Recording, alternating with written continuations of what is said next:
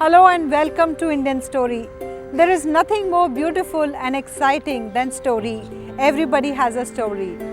In fact, the story is a light. Now let's watch what this story has to say.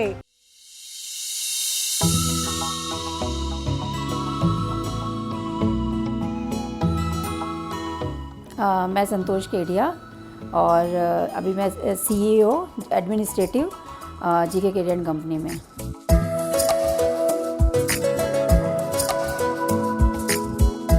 सफलता तो तभी मिलेगी जब आपका कोई सपना होगा। पहले तो सबसे पहले है कि आपको एक सपना देखना ज़रूरी है।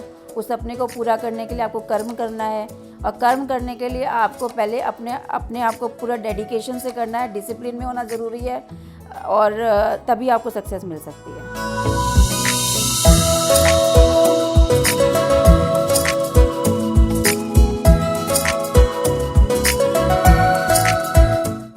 मेरा जन्म स्थान है अजाड़ी कला, झुंझुनू डिस्ट्रिक्ट में है, राजस्थान के। और हम 4 बहनें एक भाई का परिवार और पिता मेरे जो हैं वो गवर्नमेंट जॉब में थे। पहले मेरे पापा वहाँ पे थे, खेतड़ी में थे, तो वहाँ पे हम लोग को स्टार्टिंग में केंद्रीय विद्यालय स्कूल में किया था। फिर दिल्ली आके भी हम लोग केंद्रीय विद्यालय गोल मार्केट में स्टडी हमारी हुई है।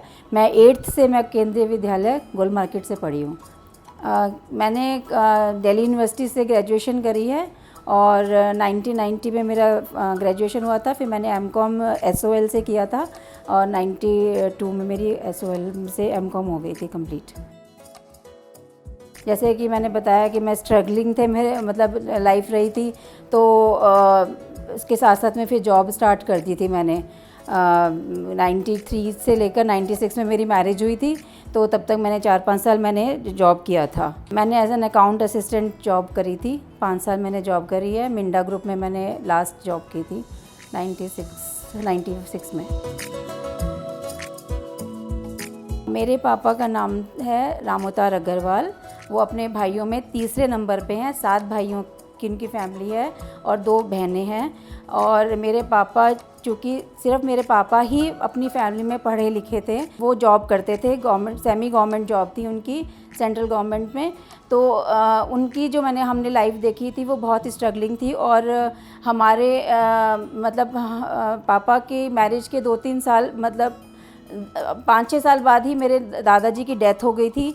तो हम लोगों ने क्या कहते हैं, पापा के ऊपर जो जिम्मेदारी थी अपने भाइयों की थी। सिर्फ 4 भाइयों की शादी हुई थी, 3 भाई अभी तक उनके अनमैरिड थे, जिनको पढ़ाना लिखाना पापा ने सोचा कि अब मेरी जिम्मेदारी है, क्योंकि बाकी और 2 भाई पढ़े लिखे नहीं थे। तो पापा ने अपनी गृहस्थी के साथ साथ उन 3 की भी शिक्षा दीक्षा का और इवन अपनी बहन की शिक्षा का भी उन्होंने ही जिम्मेदारी उठाई थी। तो ये हमने देखा था मेरे पापा को करते हुए कि बहुत मेहनती है मेरे पापा, बहुत ज़्यादा मेहनती थे। मेरी माताजी सुलोचना अग्रवाल और वो एक गृहिणी थी, सुग्रट गृहिणी थी, और उन्होंने पापा की उसमें अपना साथ दिया था पूरा स्ट्रगल में। हमने जो भी अपनी मैरिड लाइफ में किया है वो अपनी माताजी को देख के ही किया है कि पापा ने जिस तरीके से अपने भाइयों को सपोर्ट करके फैमिली को आगे बढ़ाया और मम्मी ने उसका साथ दिया, वैसे ही मैंने अपनी फैमिली को आगे बढ़ाया। क्योंकि मैं भी जब मैरिज होके आई थी तो मेरे इन लॉज में सारे के सारे कोई भाई उतना पढ़ा लिखा नहीं था और उनके बच्चों को पढ़ाने लिखाने की ज़िम्मेदारी मेरे हस्बैंड ने ली थी। क्योंकि जब मेरी मैरिज हुई थी तब उन्होंने एक ही बात बोली थी कि मैं अगर अपने भाइयों के बच्चों को पढ़ाना चाहूँगा तो तुम्हें कोई ऑब्जेक्शन तो नहीं है। तो मैंने कहा था, जब मैंने बचपन से यही देखा है तो आगे जो मेरी डेस्टिनी होगी मैं भी उसमें आपका पूरा सहयोग दूँगी। हम 4 बहनें एक भाई हैं। सबसे बड़ी बहन मेरी सुनीता अग्रवाल है, उनके हस्बैंड इंजीनियर सुभाष अग्रवाल हैं। सेकंड मेरी सिस्टर का नाम अनीता गुप्ता है, उनके हस्बैंड का नाम CA GN गुप्ता है। थर्ड मेरे हस्बैंड हैं गोपाल केडिया, CA गोपाल केडिया। और 4th मेरा ब्रदर है दीपक अग्रवाल, वो इंजीनियर है और उनकी वाइफ का नाम है सुमन अग्रवाल और वो गृहिणी है। और 5th मेरी सिस्टर है मीनाक्षी कसेरा, वो MBA है और उनके हस्बैंड हैं वो इंजीनियर हैं और ICICI में मैनेजर है। सब अपनी अपनी मतलब स्टडीज़ में एक मतलब जैसे भाई बहन रहते हैं वैसे ही था। झगड़ा तो का तो याद भी नहीं है कि झगड़ा था, क्योंकि भाई तो इंजीनियरिंग करने के लिए चला गया था, बाकी हम लोग बस अपना जैसे भाई बहन रहते हैं वैसे ही है। झगड़ा भी होता है, प्यार भी होता है, दोनों चीज़ें का कॉम्बिनेशन ही था। मैं सिर्फ अपने घर के इर्द गिर्द ही मैं घूमी हूँ, तो मतलब बहुत ज़्यादा कोई बहुत ये नहीं कि आज मैं उसको से प्रेरणा ले रही हूँ, आज मैं उससे प्रेरणा ले रही हूँ। मैंने सिर्फ अपने देखा है कि जिस दायरे में मैं रहती हूँ उस दायरे में मेरे से जो कांटेक्ट में आते हैं उनकी अच्छी बातों को अगर मैं ले पाऊँ वही मेरे लिए प्रेरणा स्रोत बन जाता है।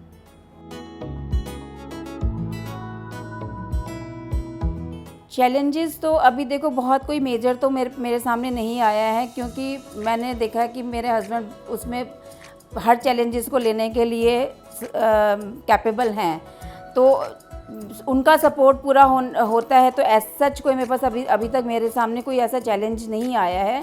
बस जो बच्चे अब तो यही है कि बच्चे कुछ बन जाएं और उनको उनकी लाइफ सेट हो जाए, बस यही एक चैलेंज है हमारे लिए। 96 में मेरी मैरिज हो गई सीए गोपाल केडिया से, और उसके बाद में चूँकि मैं ऐसे परिवार से आती थी जहाँ पे कि एक ही शिक्षा मिली थी कि मतलब अब परिवार संभालना है। तो मैंने अपने मतलब मैरिज के बाद में मैंने जॉब, हम लोगों ने बताया ही नहीं था बल्कि अपने इन लॉज को कि हम जॉब करते हैं। जॉब छोड़ के ही मेरी मैरिज हुई थी। उसमें 2 महीने फर्स्ट 2 मंथ्स बल्कि मैं अररिया में रही थी जहाँ पे मेरी मैरिज हुई थी, और फिर उसके बाद में मैं मेरे हस्बैंड के साथ में दिल्ली आ गई थी और मैंने अपने परिवार संभाला था। मैंने जॉब नहीं करी। फिर उसके बाद में मैं बस एक ही चीज़ ये माइंड में रहता था कि जो भी करना है फैमिली के लिए करना है। तो मेरी 2 लड़कियां हैं, तो उनकी परवरिश में ही मैंने अपना पूरा टाइम दिया था। तब तक मैंने सोचा नहीं था कि मुझे कुछ जॉब में जाना है, क्योंकि मेरे हस्बैंड चार्टर्ड अकाउंटेंट थे। उन्होंने जब मेरी मैरिज हुई थी तब वो जॉब करते थे, लेकिन उसके बाद में उन्होंने अपनी जीके केडियन कंपनी की स्थापना पहले ही कर ली थी। तो उसके बाद में उन्होंने अपना सेल्फ का बिज़नेस स्टार्ट कर दिया था। तो इनका पूरा का पूरा डिवोशन ऑफिस को था, तो एक जने को घर संभालना ज़रूरी था। तो मैंने अपना पूरा का पूरा समय अपना घर को ही दिया।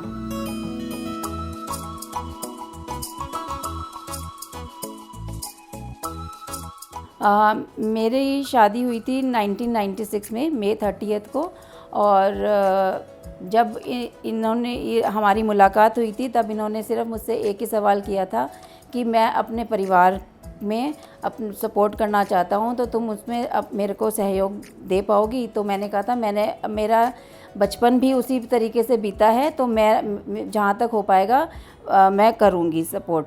फिर उसके बाद में जब हमारी शादी होके मैं आई थी तो 2 महीना मैं वहाँ गांव में रही थी और ये यहाँ पे रहते थे। और उसके बाद में इनके पास मेरे पास मेरे जेठ के 5 बच्चे कम से कम जो है बारी बारी से मतलब आके रहे थे, जिनकी एजुकेशन पे हम लोगों ने अपना टाइम मतलब उन्होंने यहाँ पे दिल्ली में आके एजुकेशन करी थी। और तब मेरी खुद की 2 डॉटर हैं, जो 1997 में एक डॉटर हुई थी, फिर 2003 में एक डॉटर हुई थी। साथ साथ में बच्चों और दूसरे परिवार के बच्चे और मेरे बच्चे सब साथ में परवरिश हुई थी। मैंने देखा था कि गोपाल केडिया एक बहुत ही एम्बिशियस आदमी है, और इनको अपनी लाइफ में क्योंकि बहुत कुछ खोया था तो बहुत कुछ पाना भी था, ये चीज़ मैंने देखी थी। तो अब जितना सपोर्ट मैं कर सकती थी मैंने उस हिसाब से कि भाई घर, क्योंकि एक लड़की की एजुकेशन सिर्फ यही नहीं होती है कि वो बाहर जाके ही अपना कुछ दिखा पाए, वो ये भी होता है कि अपने घर को मैनेज कर ले, वो भी इक्विवेलेंट ही होता है।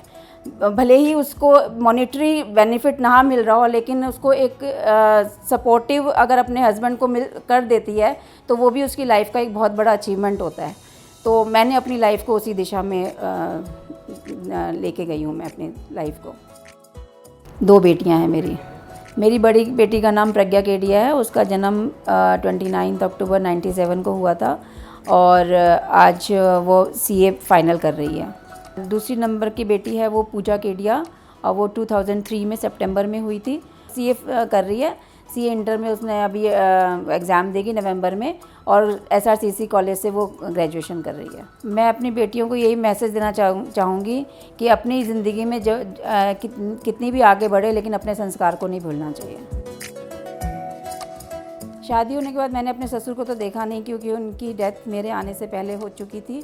और मेरी सास का जो है व्यवहार, उनका जो सुना था मैंने जितना भी, कि एक विडो किस तरीके से अपने बच्चों की परवरिश करती हैं, कितना उन्होंने कष्ट झेला है, वो सब चीज़ें हम लोगों को उनसे बहुत प्रेरणा मिलती है। टर्निंग पॉइंट तो यही है कि मैंने जिस तरीके से अपनी लाइफ को टुवर्ड्स हाउस से पूरा डेडिकेट कर दिया था, तो कभी सोचा ही नहीं था कि ऑफिस में भी कभी मैं आके काम करूँगी।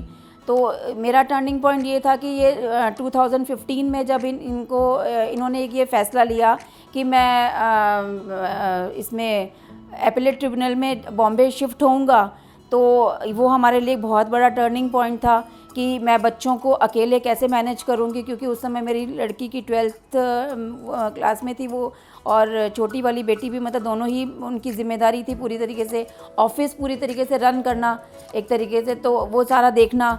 तो ये मेरे लिए बहुत बड़ा चैलेंज था एक तरीके से कि उसको कैसे मैनेज किया जाएगा। और मेरे को पूरे 12 साल हो चुके थे, मैं छोड़ चुकी थी, कहीं दूर दूर तक मेरा कहीं पे भी नहीं था कि मैं ऑफिस में आके काम करूँगी। तो और अकाउंट से ही मेरा था बैकग्राउंड, लेकिन फिर भी मैं, अब इतने चेंजेस हो जाते हैं अकाउंट्स में, तो कि लॉज वगैरह से चेंज हो जाते हैं कुछ भी, तो मेरे को बिल्कुल अब ऐसा लगता है कि मैं फिर से स्टार्टिंग से मैं शुरुआत कर रही हूँ। ऐसा लग रहा था कि वो मेरे 5 साल तो जो मैंने जॉब करी थी वो तो सब वेस्ट हो गया एक तरीके से। तो मैं को ऐसा लग रहा था कि मुझे स्टार्टिंग करना है, और मैंने तब ऑफिस ज्वाइन किया। वो एक तरीके से टर्निंग पॉइंट था कि मैं आज उसको कंटिन्यू कर रही हूँ एक तरीके से। मेरी दिनचर्या सुबह 6 बजे से शुरू होती है, और मैं 6 बजे से लेकर 12 बजे तक अपना घर का काम कंप्लीट, जो भी मेरा होता है, बच्चों को भेजना, हस्बैंड को भेजना, वो मैं कंप्लीट करने के बाद में 12 बजे के बाद 1 बजे मैं ऑफ़िस आती हूँ, और 1 बजे से लेकर 6-7 बजे तक मैं ऑफ़िस में रहती हूँ। उसके बाद मैं घर जाती हूँ और घर का करके, और फिर बाद में क्या कहते हैं अपने, यही मेरी दिनचर्या है।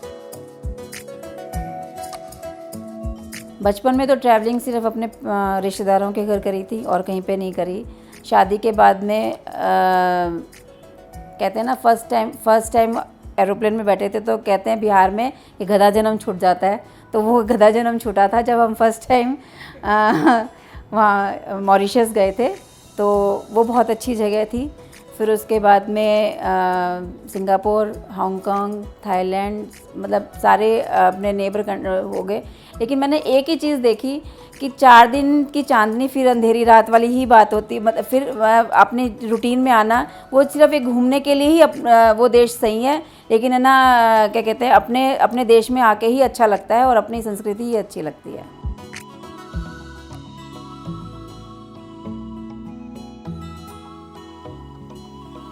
आफ्टर मैरिज तो मैंने किया था, मारवाड़ी युवा मंच के साथ मैं जुड़ी थी। और अगर मैं किसी भी काम में लग जाती हूँ ना, तो मुझे उसमें बहुत ही तत्परता से काम करती हूँ, उसका मुझे फल भी मिलता है। मैं एज ए सेक्रेटरी मैंने पोस्ट भी हैंडल करी थी वहाँ पर, और कटक में गए थे तो वहाँ पे क्या कहते हैं, फर्स्ट प्राइज़ भी मिला था मुझे उसके लिए, पेंटिंग के लिए। और उसके बाद में धीरे धीरे परिवार की इतनी दायित्व बढ़ते गए कि फिर मैंने थोड़ा सा अपने आप को बैक फुट ले लिया था।